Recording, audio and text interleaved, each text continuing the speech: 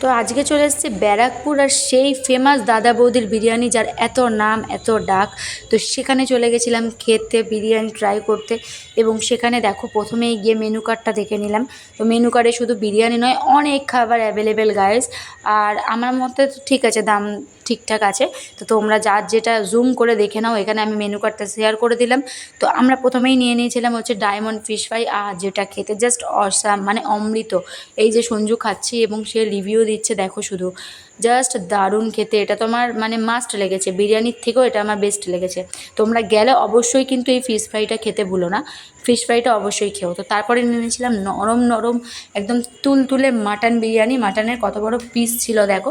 তো তার সাথে নিয়ে নিয়েছিলাম চিকেন চাপ, 2 পিস চিকেন ছিল, বড় বড় ড্রামস্টিকের পিস।